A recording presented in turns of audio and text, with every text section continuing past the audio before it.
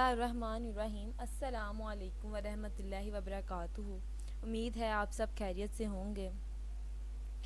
آج میں آپ کے لیے ایک بہت ہی خوبصورت اور سبق آموز کہانی لے کر آئی ہوں۔ مجھے یقین ہے جب آپ یہ کہانی سنیں گے یہ آپ کو اتنی ہی پسند آئے گی جتنی مجھے آئی، اور میں نے اس کہانی کو اپنا موضوع بنانے کا سوچا۔ اس کہانی کا باقاعدہ آغاز کرنے سے پہلے میری ناظرین سے گزارش ہے کہ میرے چینل کو سبسکرائب کریں اور بیل آئیکن کو پریس کریں تاکہ میری آنے والی نیو ویڈیوز کا نوٹیفیکیشن آپ کو وقتاً فوقتاً ملتا رہے۔ یہ کہانی ہے ایک ٹیچر اور بچے کی۔ ایک لڑکی جس نے اپنی گریجویشن کمپلیٹ ہوتے ہی اپنی ٹیچنگ کریئر کا آغاز کیا، وہ بہت خوبصورت اور اس کا اخلاق بہت اچھا تھا۔ دیکھتے ہی دیکھتے وہ ہر بچے کی دل عزیز ہو گئی اور تمام ٹیچنگ سٹاف بھی اسے پسند کرنے لگا۔ اس لڑکی کا نام عائشہ تھا۔ مس عائشہ ہر بچے کی دل عزیز بن گئیں۔ بچوں کو شوق رہتا کہ مس عائشہ ان کی کلاس میں آئیں۔ ہر وقت وہ ان کے لیکچر کا انتظار رہتا۔ مس عائشہ بھی بہت شوق سے اور دل سے بچوں کو پڑھاتی تھی۔ مس عائشہ جب کلاس میں آتی وہ باقاعدہ معمول کے مطابق اپنی حاضری لیتی بچوں کی اور اپنی کلاس کا آغاز کرتی۔ ان کی کلاس میں 35 بچے تھے۔ ہر بچہ ان سے بہت خوش تھا اور مطمئن بھی تھا، لیکن ایک بچہ جس کا نام علی تھا وہ کلاس میں گمسم رہتا اور ان کے لیکچر میں وہ نیچے منہ پھینکے بس بک کی طرف دیکھتے رہتا، نہ ٹیچر کو کوئی جواب دیتا نہ کسی بچے سے بات کرتا۔ اس کی حالت دیکھ کر مس عائشہ کو شروع میں تو بڑی حیرانگی ہونے لگی کہ ایک اتنے اچھے اسکول میں پڑھنے والا بچہ، پرائیویٹ اسکول میں پڑھنے والا، لیکن اس کے حالات، اس کا یونیفارم، اس کے اجرے بال دیکھتی تو اسے ہمدردی بھی ہوتی۔ لیکن شروع میں جب وہ اسے ہر بچہ انہیں کام کر کے دکھاتا تو وہ بہت خوش ہوتی، لیکن صرف علی تھا جو انہیں کام کر کے نہیں دکھاتا تھا۔ مس عائشہ ہمیشہ کلاس میں موٹیویشن لیکچرز دیا کرتی تھیں بچوں کو تعلیم کی طرف لانے کے لیے۔ وہ ہمیشہ پیاری پیاری باتیں کرتی جس سے بچے بہت متاثر ہوتے۔ بچے یہ باتیں گھر جا کر بھی بتاتے اور ان کے والدین بھی مس عائشہ کی اس کارکردگی پر خوش ہوتے۔ لیکن علی، ان کی کلاس میں 34 کے 34 بچے کام کر کے دکھاتے تھے، صرف ایک بچہ علی تھا جو کام کر کے نہیں دکھاتا تھا۔ شروع میں مس عائشہ نے اسے پیار سے سمجھانا شروع کیا اور اس کے ڈائریز پہ نوٹ لکھ دیا کرتی تھیں کہ آپ اپنے والدین کو لے کر اسکول آئیں، لیکن کوئی اسکول نہ آتا، جس سے مس عائشہ کو غصہ آتا کہ اس کی فکر کرنے والا کوئی نہیں ہے۔ مس عائشہ اس کو بھی بہت سمجھاتی کہ کام کیا کرو، پڑھا کرو، لیکن وہ کوئی جواب نہ دیتا۔ مس عائشہ رفتہ مس عائشہ کو اس چیز کا اندازہ ہونے لگا کہ اس کو پڑھنے کا شوق نہیں ہے۔ ایک دو دفعہ تو بہت زیادہ تنگ آ کر مس عائشہ اسے اسکول کی پرنسپل صاحبہ کے پاس لے جاتی۔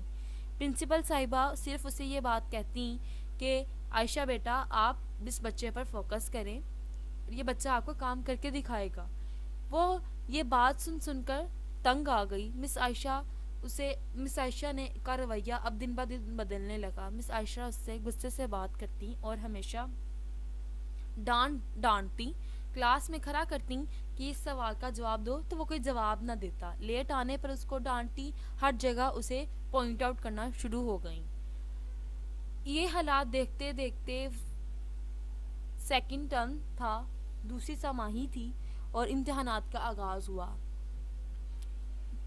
پورے ٹیچنگ سٹاف اور اسکول کو امید تھی کہ مس عائشہ کی پوری کلاس ہی اول نمبر پر آئے گی، سب بچے امتحانات میں پاس ہوں گے، اور ایسا ہی ہوا۔ 90% رزلٹ بہت اچھا آیا، لیکن علی حسب معمول جس طرح وہ ڈیلی بیسس کے ٹیسٹ میں فیل ہوتا، پورے امتحانات میں بھی فیل تھا۔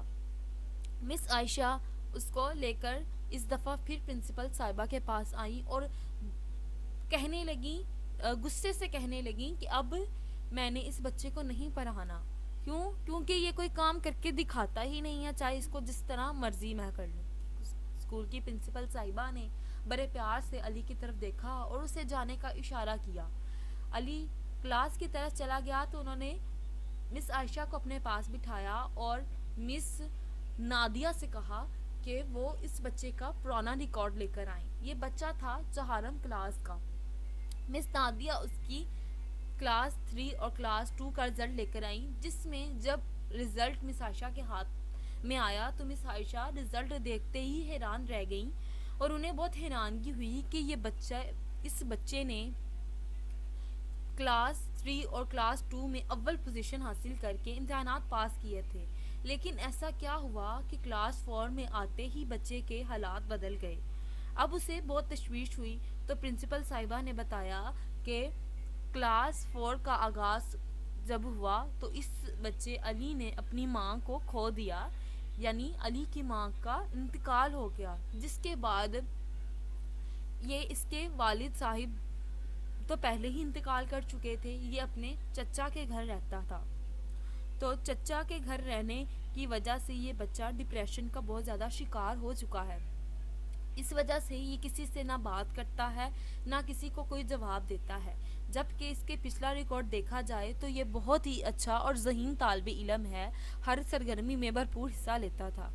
مس عائشہ نے جب یہ حالات دیکھے تو جو ان کا سارا غصہ تھا وہ پانی کی طرح بہہ گیا، اور انہوں نے اب یہ سوچا کہ وہ علی کو دوبارہ زندگی کی طرف واپس لے کر آئیں گی۔ یہ ان کا خیال جتنا اچھا تھا اور اس خیال پر وہ اتنی ہی پرعزم تھی، ٹھیک ہے، وہ اتنی ہی پرعزم تھی۔ اب کلاس میں اگلا دن آیا، وہ حسب معمول کلاس میں آئیں۔ کلاس میں آتے انہوں نے حاضری لی، حاضری لینے کے بعد اپنے لیسن کا آغاز کیا اور آغاز کرنے کے بعد سمجھانے کے بعد انہوں نے بچوں سے چند سوال کیے۔ انہوں نے اسی طرح علی سے بھی سوال پوچھا، باقی بچوں نے تو جواب دیے پر علی نے کوئی جواب نہ دیا، لیکن اس دفعہ مس عائشہ نے غصہ کرنے کے بجائے پیار سے اس کے سر پر ہاتھ پھیرا اور اسے بیٹھنے کا اشارہ کیا، جس پر علی بھی حیران ہوا اور اس نے مس عائشہ کی طرف دیکھا، لیکن مس عائشہ نے اسے کچھ نہ بولا۔ اب وہ کام کرتا بھی تو مس عائشہ کام نہ بھی کرتا تو مس عائشہ اسے بڑے پیار سے دیکھتی اور پیار سے اپنی طرف بلاتی اور کچھ کہے بغیر ہی بیٹھا دیتی، جس پر کلاس کے دوسرے بچے کہتے مس یہ تو کام بھی نہیں کرتا اور کچھ آپ کو کوئی جواب بھی نہیں دیتا اور آپ اس کو سزا بھی نہیں دیتی۔ مس عائشہ مسکرا کر بات کو رفع دفع کر دیتی۔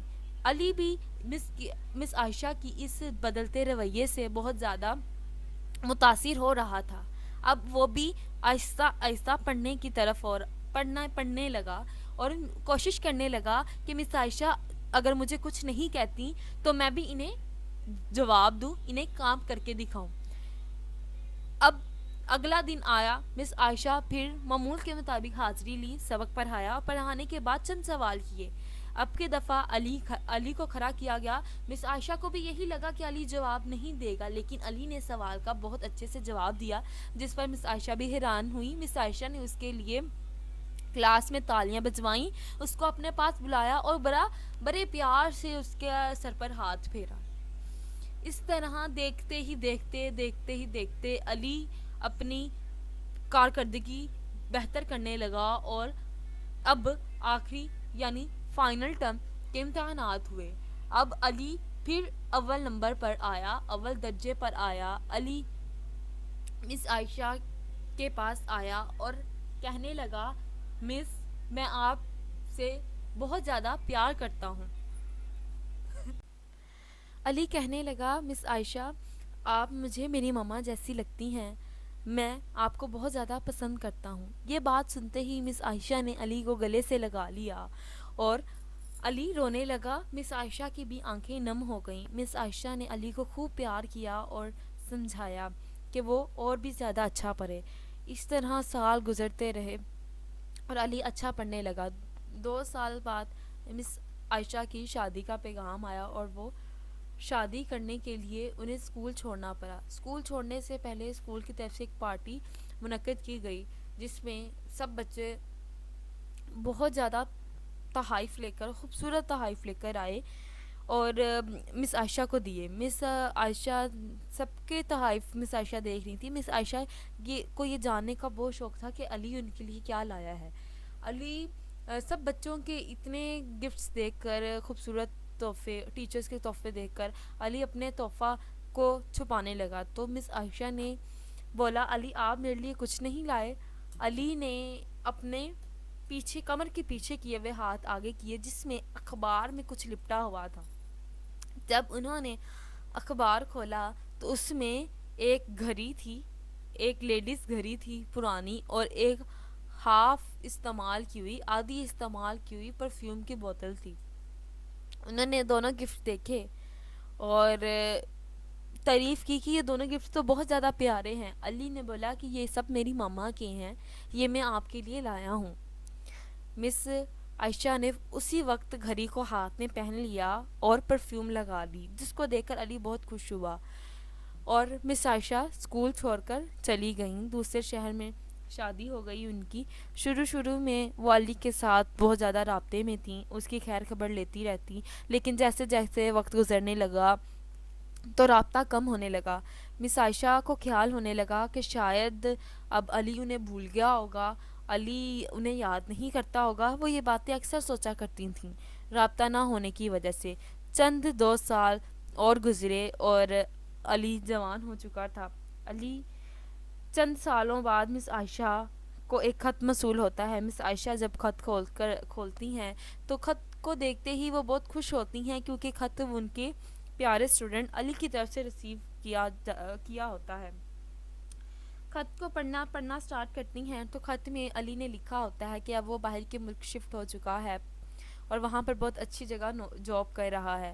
اب اس کی شادی ہے، شادی کے لیے وہ اس کو باہر کے ملک بلا رہا ہے اور خط میں ہی انہوں نے ٹکٹس بھیجی ہوتی ہیں. مس عائشہ بھی اب بیمار رہنا شروع ہو جاتی ہیں اور بری ہو جاتی ہیں. مس عائشہ بھی جانے کے لیے تیار ہو جاتی ہیں. جس وقت مس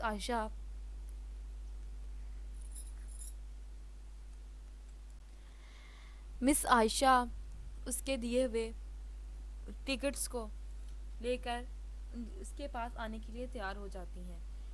علی بھی ان کو ریسیو کرنے کے لیے اپنے ملازم کو بھیجتا ہے اور وہ اس کے بتائے ہوئے ایڈریس پر پہنچ جاتی ہے. مس عائشہ علی سے ملنے کے لیے اس وقت اس کی دی ہوئی گھڑی اور اسی پرفیوم کا استعمال کرتی ہیں.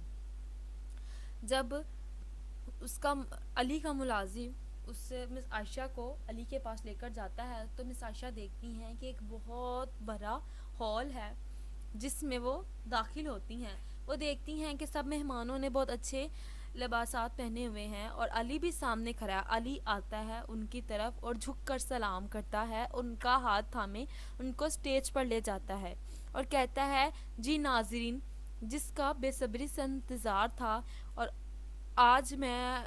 آپ مجھ سے میری ماں کا پوچھتے تھے کہ آپ اپنی ماں سے ملوائیں، تو یہ آئیں اور ملیں. یہ ہے میری ماں جن کو میں اپنی ماں سمجھتا ہوں، مس عائشہ. ان سب سے آپ ملیے، یہی میری ماں ہیں جنہوں نے مجھے سنوارا اور اس مقام تک پہنچایا. تمام حاضرین کھڑے ہو کر ان کے لیے تالیاں بجاتے ہیں. مس عائشہ جب بھی یہ دیکھتی ہیں تو رو پڑتی ہیں اور علی بھی ان کے گلے لگ جاتا ہے. اس طرح مس عائشہ کو احساس ہوتا ہے کہ ایک وقت میں انہوں نے جب اپنی ایک نیکی سمجھ کر ایک بچے کو سنبھالا اور اچھی راہ کی طرف گامزن کیا، تو آج وہ اس کو اتنی عزت بخش رہا ہے کہ اپنی ماں سمجھتا ہے اور ماں کے مقام پر عزت دے رہا ہے. تو یہ ناظرین، یہ سٹوری جو ہے یہ ایک اخلاقی کہانی ہے. تمام ہم سب دیکھتے ہیں بہت ٹیچرز آتی ہیں، کچھ ٹیچرز بہت اچھی ہوتی ہیں. اسی طریقے سے ہر ٹیچر کہیں اپنے آپ میں ایک بہت اچھا ہوتی ہے اور بچے کے لیے اچھا ہی سوچتی ہے. اس طرح بعض دفعہ ہماری کی گئی چھوٹی سی نیکی مس عائشہ نے صرف اس کو پیار سے پڑھایا ہی تھا، جس کے وہ سمجھ کر اس چیز کو آگے لے کر وہ اتنا زیادہ کامیاب ہو گیا. تو اگر ہم بھی یہ چیزیں دیکھیں اور چھوٹی سی نیکی بغیر سوچے سمجھے کریں گے تو انشاءاللہ اللہ پاک ہمیں بھی اس کا بہت زیادہ اجر دیں گے.